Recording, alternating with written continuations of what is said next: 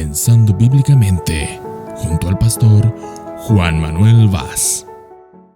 Gracia y paz, amados hermanos. Estoy aquí nuevamente con ustedes para compartir un pequeño devocional. Creo que puede ser muy útil para sus vidas. Y vamos a hacer un trato nosotros. Si el devocional les resulta edificante, compártanlo con sus amigos. Si no, pues claro que no. Nadie tiene la obligación de pasar contenido que no sirva.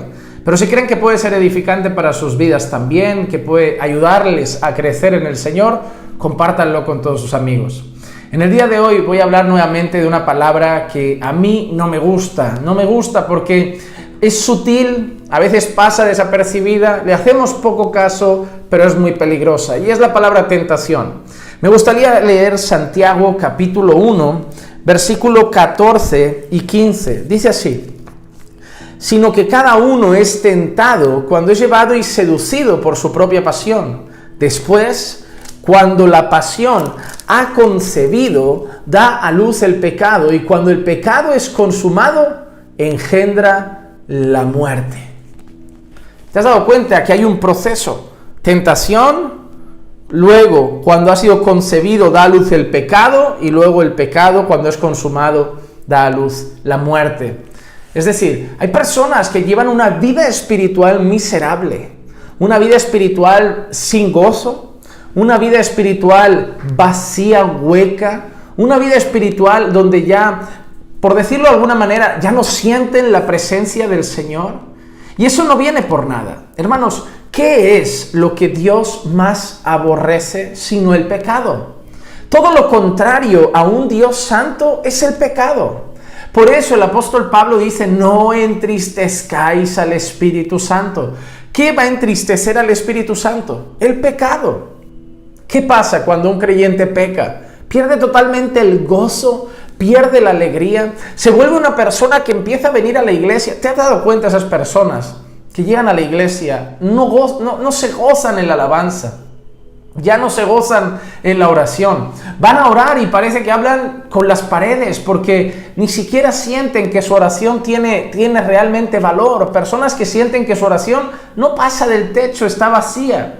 Personas que en el culto están solo en el cuerpo, pero están como ausentes. Ya no tienen gozo en la alabanza, ya apenas disfrutan de la predicación, no reciben la palabra.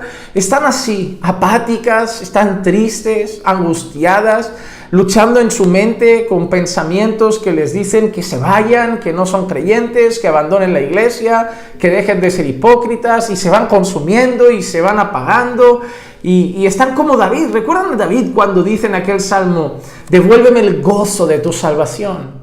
Ese salmo es el Salmo 51, si yo no lo recuerdo mal. Y en ese salmo vemos a un David que estaba completamente destrozado porque había pecado contra el Señor. Era un hombre conforme al corazón de Dios, pero había pecado y estaba pagando terribles consecuencias. Pero para David la consecuencia más grande era que había perdido el gozo de la salvación. En pocas palabras, es como si David dijera: sé que soy tuyo, pero no me siento tuyo. Estaba completamente abatido, lleno de lágrimas su corazón, sin fuerza, debilitado, sin gozo, y todo es fruto del pecado. El problema es que nosotros como creyentes hablamos muchas veces de eso, hablamos de pecado y cuidado con el pecado, hermano, cuidado con el pecado, huye del pecado, huye del pecado, huye del pecado. Y es cierto, debemos hablar del pecado porque la Biblia habla de pecado y debemos hablar mucho de pecado, debemos predicar sobre ese tema, enseñar sobre este tema, exhortar a la iglesia sobre ese tema. Pero no debemos olvidar de la palabra escondida, como la llamo yo muchas veces. La palabra tentación, porque mira lo que vemos aquí: somos tentados y seducidos cada uno de nuestra propia pasión. Luego, cuando la pasión ha sido concebida, da luz el pecado. Es decir, antes de que nosotros podamos hacer algo, ya se cocina antes dentro de nosotros. Se empieza a cultivar aquí dentro, empieza aquí, somos tentados. Antes de llevar a cabo algo pecaminoso, muchas veces dentro hay una batalla interna con unas tentaciones, unos deseos que debemos acabar con ellos para no dar a luz el pecado, porque el resultado es ese: el pecado da a luz la muerte. Y hay personas que, como fueron insensatos, necios con el tema de las tentaciones, luego consumaron un pecado y ahora están viviendo vidas espirituales completamente mediocres. Y todo tiene que ver con eso, con la tentación. Miren, a veces en algunos vídeos les daré algunos consejos que yo le doy a las personas en la iglesia. El Señor me ha permitido estar pastoreando durante ya varios años, por la gracia del Señor, aquí en octubre, Caminando por Fe, hace 10 años de su fundación, y el Señor me ha permitido tratar con todo tipo de personas, jóvenes, adultos, tipo de pecados diferentes, tipo de tentaciones diferentes, tipo de situaciones diferentes. Y hay una cosa que yo siempre les digo sobre la tentación, y es bueno porque cuando uno va repitiendo algunos consejos muchas veces, a veces escuchas a los hermanos que se lo dicen a otros hermanos.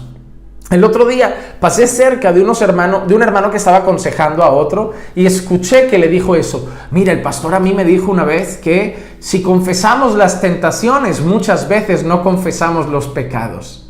Y eso se lo digo siempre, confiesa las tentaciones y muchas veces no llegarás a confesar los pecados. ¿Por qué? Porque la tentación muchas veces es previa al pecado, y a veces sí, a veces la tentación y el pecado vienen uno y justo después el otro, no hay ni tiempo, somos tentados y pecamos.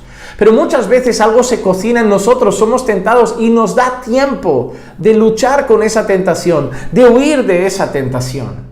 Por ejemplo, yo si no quiero pecar, yo pongo límites en mi vida que me permiten evitar tentaciones. Les doy el ejemplo más sencillo. Para las personas que me conocen, saben que yo no voy a la playa. Sí, a veces vamos cuando hay bautismo, pero vamos tarde, es decir, vamos ya cuando son 7:30, 8 de la noche, y ya no queda gente prácticamente en la playa porque ya se fue el sol, ya nadie se está bronceando. ¿Por qué tomo esa decisión? Les explico. Las playas de Barcelona están llenas de gente semidesnuda, y es más, aquí el topless está permitido y las mujeres van con el pecho al aire. Entonces, si yo miro a la derecha, hay mujeres con el pecho al aire, en bikini, en tanga. Si yo miro a la izquierda, lo mismo. Si yo miro delante, lo mismo. Si yo miro atrás, lo mismo. Entonces, ¿qué voy a ver allí? Entonces, nosotros venimos del mundo, sí, somos libres en Cristo, sí, ya no somos esclavos del pecado, pero reconocemos que tenemos luchas con nosotros, estamos siendo santificados. La Biblia dice que el que empezó la buena obra en nosotros la va perfeccionando, no que esté la obra ya terminada. Y hasta que no tengamos un cuerpo glorificado, estaremos como Pablo en Romanos 7. Lo que quiero hacer no lo hago, lo que no quiero hacer lo termino haciendo. Pablo reconocía una lucha interna dentro de él muchas veces, y la tenemos todos. Entonces, ¿qué pasa? Soy un hombre casado, soy un hijo de Dios, soy pastor. ¿Cómo voy a ir a la playa el sábado a ver con mis ojos todo ese espectáculo y luego, como si nada, ir el domingo a predicar como si yo no hubiera visto nada inapropiado con mis ojos? ¿Qué puede provocar ver eso? Ah, pero pastor, tú puedes ir allí y bueno, uno miras. ¿Y dónde miro? ¿Dónde miro? No, pues mira aquí, mira allí, no sé. Pero ¿para qué arriesgarse?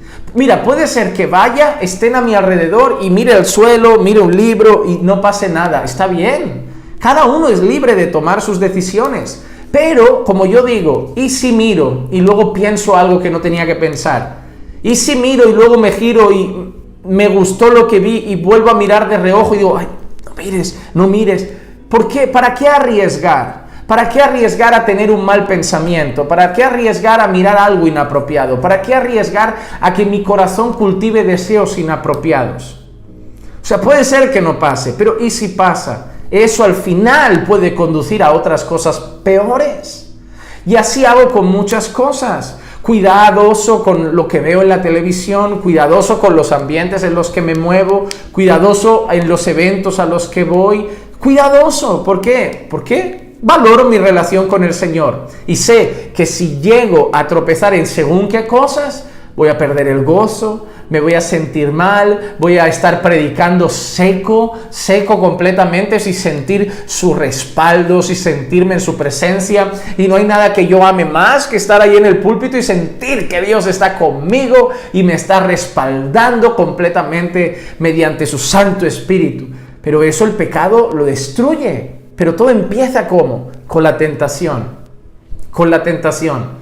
Le digo a los chicos jóvenes de la iglesia, ¿qué hacéis whatsappeándoos por la noche con la hermanita? Ay, pero no es pecado whatsappearse con la hermanita por la noche. Puede ser que lo que estés haciendo en ese momento no sea pecado, pero ¿a dónde puede llevar? ¿A dónde puede llegar? Luego me llegan a mí al despacho llorando, ay pastor, me gusta fulana y le dije eso y no pasó esto. Y le digo, todo empezó hace 3 meses con aquel WhatsApp a las 11 de la noche de, ¿qué haces, hermanita? ¿Qué haces escribiéndole a la hermanita a las 11 de la noche? Deja a la hermanita dormir, deja a la hermanita descansar y ponte a trabajar, hombre de Dios. Entonces son muchas cosas. Entonces somos imprudentes con las tentaciones, somos imprudentes con los límites y entonces terminamos pecando. Muchas veces los pecados se podrían haber evitado si hubiéramos sido más prudentes. Y a veces la gente cree que tú te crees el más religioso y es al contrario. Precisamente porque uno reconoce su debilidad, uno se cuida mucho más. El que cree que es súper fuerte y que no pasa nada y aquí nadie peca, ese se mete en todo. Ese se mete a nadar con tiburones diciendo, a mí nadie me muerde. Pero el prudente dice, no, yo prefiero nadar con truchas. Prefiero nadar con salmones. Yo no nado con tiburones. Ya, pero esos tiburones no muerden. Por si acaso. Por si acaso. Entonces, debemos ser prudentes en ese sentido. Miren, yo sé que van a evitar muchos pecados si empiezan a poner límites a muchas tentaciones. La tentación es el primer paso para el pecado y el pecado es lo que más va a destruir su vida espiritual con Dios. Y de verdad, yo no quiero que les destruya su vida espiritual. Yo quiero que estén llenos de gozo, llenos de alegría, que sientan su presencia maravillosa con ustedes cada vez que oren, canten, todo. Hay días malos, sí, por muchos motivos, cosas tristes, pero que no sea por el pecado. Sobre todo, para que vivamos para su gloria y no fallemos al Señor en ese sentido. Espero de verdad que este devocional lo anime a poner límites, lo anime a decir, voy a poner muros a mi alrededor que me guarden de muchas cosas. Prefiero que me llamen religioso a que el pecado acabe afectando a mi relación con Dios. Prefiero que me llamen religioso, de verdad se lo digo, que me llamen legalista, que me llamen religioso, que me llamen fariseo, pero a mí déjame tranquilito en mi relación con el Señor. Que la gracia y la paz de nuestro Señor Jesucristo sea con todos y cada uno de ustedes siempre. Y recuerden que los amo en el Señor.